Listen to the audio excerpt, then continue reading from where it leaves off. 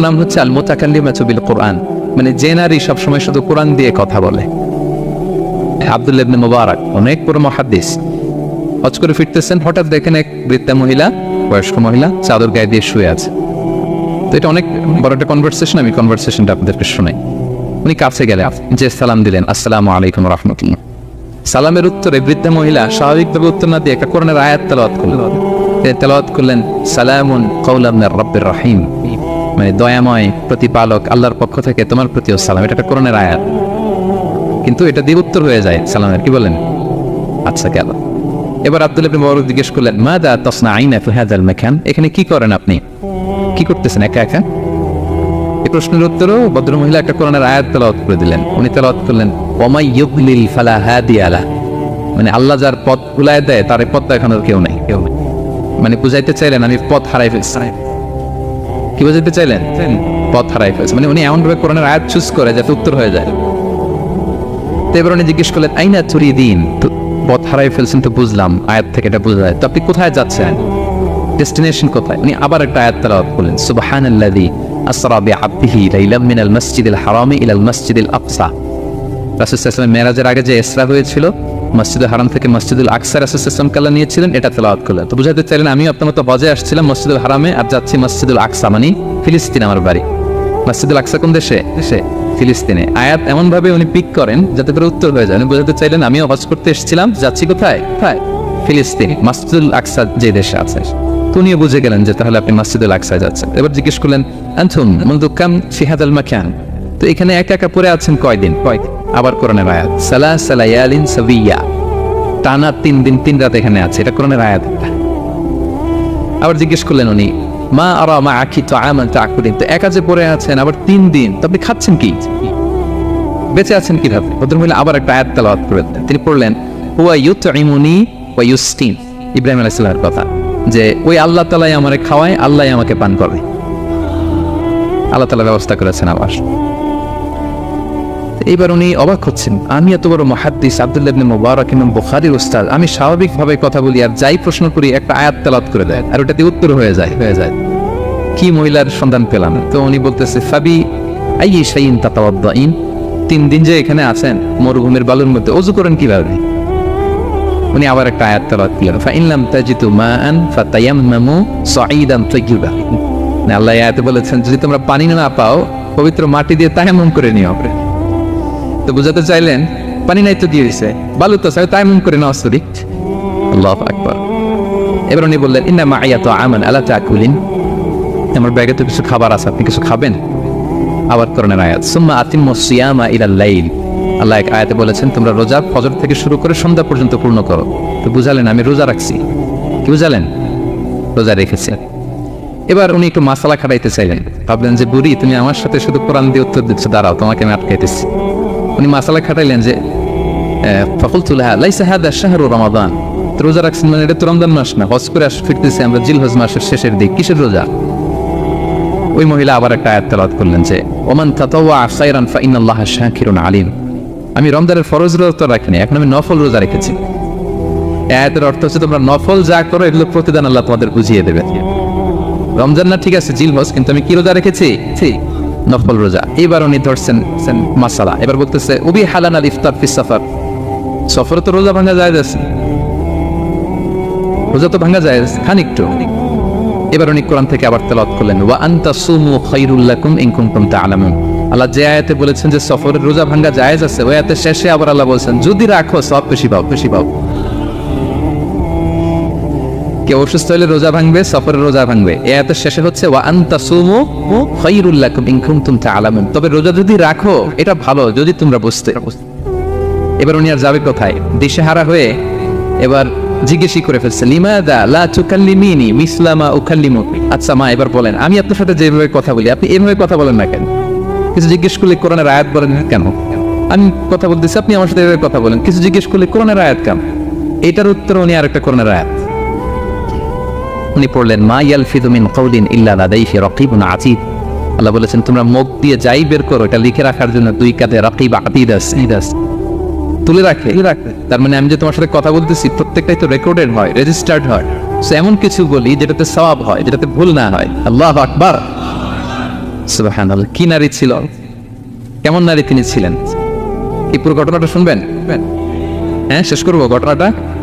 আচ্ছা, তো উনি অবাক হলেন যে কি মহিলা, এরকম মহিয়সী গরিয়সী নারীও পৃথিবীতে আছে। তো এই বললেন, ঠিক আছে মা, আপনি যেহেতু পথ হারাই ফেলছেন, আমার উটটাকে আমি নিয়ে আসি। ফাহাল্লাকা আন আহমিলুকি আলা নাফাতি হাদিহি ফাতুদরিকিল কাফিলা, আমার উটটা নিয়ে আসি, উটে বসেন, আমি আপনাকে এগিয়ে দিয়ে কাফেলাতে যুক্ত করে দেই। আপনি কি রাজি আমার উটে বসবেন? আবার কোরআনের আয়াত, ওমা তাফআলু মিন খাইরিন ফাইনাল্লাহা বিহি আলিম, তোমরা যত ভালো কাজ করো আল্লাহ সেটা জানেন, মানে তোমার এই ভালো কাজ আল্লাহ জানেন, আল্লাহ এর প্রতিদান দিবেন।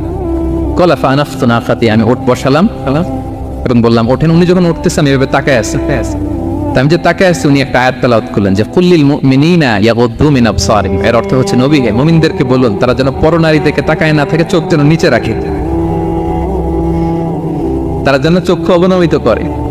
মানে বুঝাতে চাইলেন যে আমি তো বেগানা নারী, পরনারী, তা আমি উঠে উঠতেছি, আপনি তাকায়, সে হয়তো তাকায় আছে যে বৃদ্ধা মহিলা উঠতে যদি কষ্ট হয় পড়ে যায়। তো উনি যখন দেখতেছেন তাকায় আছে, উনি বলতেছে ফুল্লিল মুমিনিনা ইয়াগুদ্দু মিন আবসারিহিম, নবী হে বলুন বিশ্বাসীদের তারা যেন চোখ নিচের দিকে করে রাখে। উনি লজ্জা পেয়ে গেলেন, ফাকাদাতু বাসারি, আমি লজ্জায় চোখ নামালাম। এরপর আমি বললাম ইরকাবি ওয়াকাদ আকালতু নাকাতি, ওঠেন। আমি এবার ওটের রশি ধরে টানতে আরম্ভ করলেন। ভদ্র মহিলা উঠেই আবার কোরআনের আয়াত পড়লেন, যেটা আমরা গাড়িতে বা কোনো বাহনে উঠলে করে। তিনি পড়তে আরম্ভ করলেন সুবহানাল্লাযী সাখখারা লানা হাযা ওয়া মা কুন্না লাহু মুকরিনিন ওয়া ইন্না ইলা রাব্বিনা লামুনকালিবুন, প্রশংসা সে আল্লাহ যে আল্লাহ এই বাহনকে আমাদের জন্য বশীভূত করে দিয়েছেন। তিনি বশীভূত না করলে আমরা তো এটাকে বশীভূত করতে পারতাম না।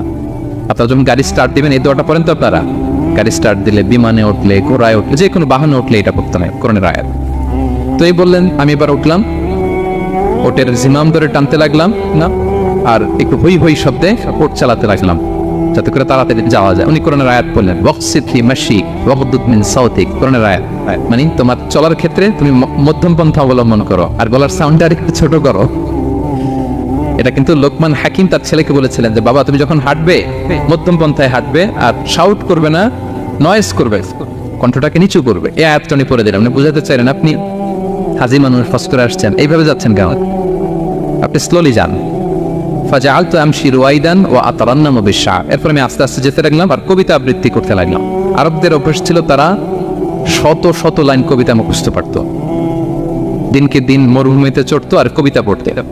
তা আমি কবিতা গুনগুন করে কবিতা পড়তেছি আর যাচ্ছি।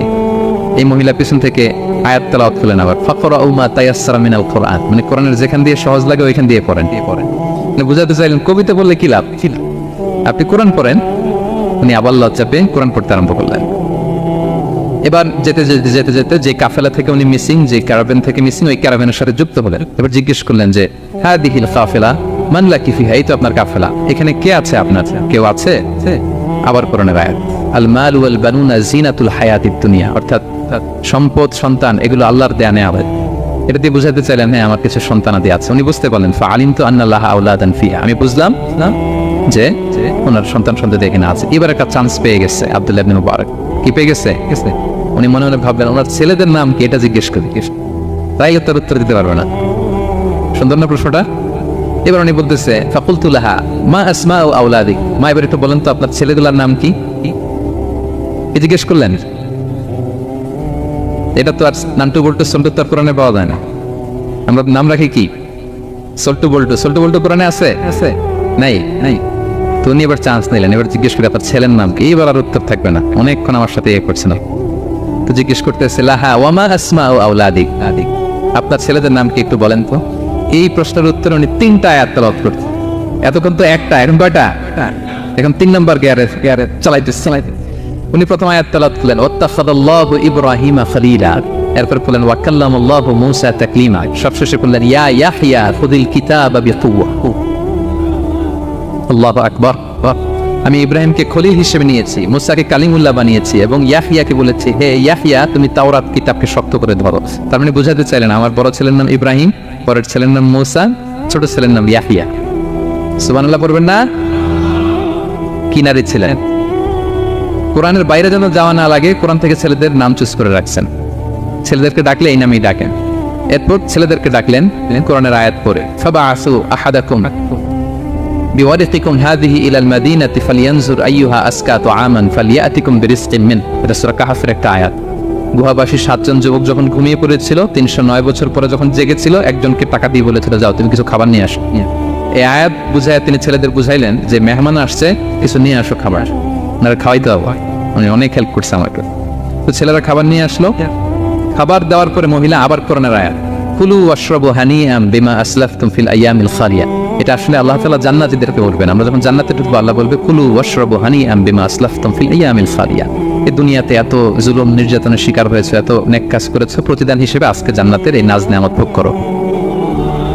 বৃদ্ধ মহিলা এই আয়াতটা বললেন, তার মানে মরুভূমিতে অনেক কষ্ট করেছেন আপনি আমার জন্য, এখন আপনি আমার পক্ষ থেকে এই হসপিটালিটি রিসেপশন, এই আপ্যায়ন গ্রহণ করুন। এবার উনি বলতে আরম্ভ করলেন, ছেলেদেরকে বললেন, কুলতু আল আনা তাআমাকুম আলাইয়া হারাম। এই ছেলেরা, এই খাবার আমার জন্য হারাম। হাত্তা তুখবিরুনি বিআমরিহা, যতক্ষণ না এই মহিলাকে, এর হিস্ট্রি যতক্ষণ আমার না বলো। আগে বল এই ভদ্র মহিলা কে, কে কি তার ঘটনা। যতই দেখছি অবাক হচ্ছি, যতই শুনছি অবাক হচ্ছি। কে সে? যাই বলি শুধু কোরআন দিয়ে বলে, ঘটনাটা কি? এবার ছেলেরা বলল, ফাকলু হাযিহি উম্মুনা, ইনি আমাদের মা। লাহা আরবাউনা সানা, ওনার বয়স 40 বছর। লাম তাতাকাল্লাম ইল্লা বিল কুরআন, জীবনে কোনোদিন কোরআন ছাড়া মুখ দিয়ে অন্য কোনো কথা বলে নাই। মাখাফাতান তাজিল্লা ফায়াসখাতা আলাইহির রহমান, এই ভয়ে যে কোন কথায় আল্লাহ আবার নারাজ হয়ে যায়, আমার কোন কথায় আবার কোন ভুল হয়ে যায়, আমার কোন কথায় আবার রহমান আমার উপর নারাজ হয়ে যায়। এজন্য আমরা আমাদের জন্মের পরে জীবনে আমার মাকে কোরআন ছাড়া কোনো কথা বলতে শুনিনি। অবাক হলেন আব্দুল্লাহ ইবনে মুবারক, ইমাম বুখারীর উস্তাদ। উনি খাবার হাতে নিয়ে এবার বললেন যে উনি তো অনেক আয়াত বললো, এবার আমি একটা আয়াত পড়ি।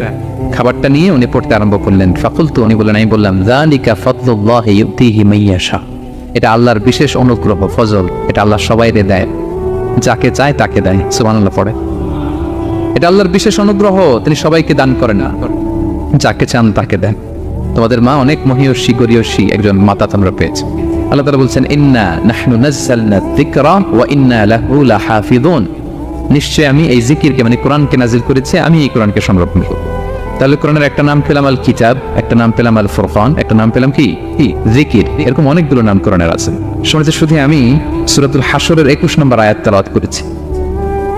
এখানে আল্লাহ তাআলা ইরশাদ করছেন যে এই কোরআনকে যদি আমি পাহাড়ের উপর নাজিল করতাম, লাউ আনসালনা হাযাল কুরআনা আলা জাবালিন লারাআইতাহু খাশিআন মুতাসাদ্দিআন মিন খাশিয়াতিল্লাহ। নবী, হে কোরআনকে যদি আমি পাহাড়ের উপর নাজিল করতাম, আপনি দেখতেন আল্লাহর ভয়ে এই পাহাড় ভেঙে চুরে খানখান হয়ে যেত। এটা এত গরু ভার একটা বাণী, কোরআন আল কারীম। পাহাড় ভেঙে যেত। পাহাড় কি চারটেখানে কথা? সুবিশাল পাহাড় আল্লাহ তাআলা পৃথিবীতে সৃষ্টি করে রেখেছেন। আপনারা আলাস্কা পর্বতমালার নাম শুনেছেন? Alaska range, situated located in USA. যুক্তরাষ্ট্রে একটা মাউন্টেন রেঞ্জ আছে, এটা 600 মাইল লম্বা। কয়শো মাইল? পুরোটাই পাহাড়। এটার নাম হচ্ছে আলাস্কা মাউন্টেন রেঞ্জ। ইউরোপে একটা মাউন্টেন রেঞ্জ আছে, এটার নাম হচ্ছে আল্পস মাউন্টেন রেঞ্জ, এটা 750 মাইল লম্বা। নেপালে একটা পাহাড় আছে, এটার নাম মাউন্ট এভারেস্ট, এটা 8829 মিটার উঁচু। আল্লাহ বলেন এই বিশাল বিশাল পাহাড়, আরো বেশ অনেক বড় পাহাড় আছে। তুর পাহাড়ের চূড়ায় আমি উঠেছিলাম, আরো বিশ্বের সবচেয়ে বড় পাহাড় মাউন্টেন রেঞ্জ। আল্লাহ বলেন এই কোরআনকে যদি আমি তোমাদের উপর নাজিল না করে পাহাড়ের উপর নাজিল করতাম, আলাস্কার উপর নাজিল করতাম, আল্পস পর্বতমালায় নাজিল করতাম, তুর পাহাড়ে যদি নাজিল করতাম, মাউন্ট এভারেস্টের উপর যদি নাজিল করতাম, তাহলে নবী আপনি দেখতেন আল্লাহর ভয়ে এই পাহাড়গুলো ভেঙে চূর্ণ বিচূর্ণ হয়ে যেত। কিন্তু সেই কোরআন আল্লাহ কাদের উপর নাজিল করেছেন? আমাদের উপর। সো হিউজ রেসপন্সিবিলিটি, অনেক বড় দায়িত্ব। এই কোরআনকে আমরা বুঝি কিনা, কোরআনকে মানি কিনা, কোরআনের আইন সমাজে চাই কিনা, this is the burning question. নিজেকে নিজে প্রশ্ন করুন যে কোরআনের যে হকগুলো আছে আমরা আদায় করছি কিনা। এটা যেন তেন কোনো বাণী নয়, এটা আল্লাহ তাআলার পাঠানো বাণী, অনেক ভারী অনেক ওজনওয়ালা বাণী। আল্লাহ তাআলা বলছেন, ইন্না সানুলকি আলাইকা কওলান সাকিলা, নবী হে আপনার কাছে আমি অনেক ভারী, হেভি ওয়েট ওয়ার্ড নাজিল করব। এটা অনেক ওজনের, এটা সিম্পল কোনো বিষয় নয়। এই কোরআন যখন রাসূল সাল্লাল্লাহু আলাইহি ওয়াসাল্লামের উপর নাজিল হতো, প্রচন্ড শীতের রাতে বিষ্ণু সাল্লাল্লাহু আলাইহি ওয়াসাল্লাম ঘামতেন। আমাদের আয়েশা বলেন আমরা কম্বল মুড়ি দিয়েও থাকতে পারি না, এত শীত, কিন্তু বিশ্বনবী ঘেমে ঘর্মাক্ত হয়ে একাকার। ওটের উপর বসে থাকা অবস্থা যখন কোরআন নাজিল হতো, ওটগুলো মরুভূমির মধ্যে বসে পড়তো ডিরেক্টলি। কাফেলা চলছে, সাইয়েদনা জিবরাইল এসে কোরআন নাজিল করেছেন, কোরআনের ভারে ধপাস করে উট বসে যেত। যায়েদ ইবনে সাবিত রাদিয়াল্লাহু তাআলা আনহু কাতিবুল ওয়াহী, রাসূল সাল্লাল্লাহু আলাইহি ওয়াসাল্লামের সাহাবী। রাসূল সাল্লাল্লাহু আলাইহি ওয়াসাল্লাম একবার যায়েদ রাদিয়াল্লাহু তাআলা আনহুর পায়ের মধ্যে মাথা রেখে শুয়েছিলেন। দীর্ঘক্ষণ শুয়ে থাকলেন। যায়েদ রাদিয়াল্লাহু তাআলা আনহু বলছেন আমার কোনো কষ্টই হচ্ছে না। হঠাৎ করে কোরআন নাজিল হতে লাগলো। কি নাজিল হতে লাগলো? কোরআন। যায়েদ রাদিয়াল্লাহু তাআলা আনহু বলেন, দীর্ঘক্ষণ রাসূল সাল্লাল্লাহু আলাইহি ওয়াসাল্লাম আমার পায়ের উপর মাথা রেখে শুয়ে আছেন, কিন্তু আমি টেরি পাচ্ছি না। কিন্তু যখন কোরআন নাজিল হতে লাগলো, মনে হলো যে আমার পাটা ভেঙে খান খান হয়ে যাবে। রাসূল সাল্লাল্লাহু আলাইহি ওয়াসাল্লামের মাথার ওজন এত বেড়ে গেল, আমি আর রাসূল সাল্লাল্লাহু আলাইহি ওয়াসাল্লামকে রাখতেই পারছি না আমার পায়ের উপর। ইন্না সানুলকি আলাইকা কাওলান সাকিলা, নবী হে আমি অনেক ভারী হেভি ওয়েট ওয়ার্ডের কোরআন আপনার কাছে নাজিল করব।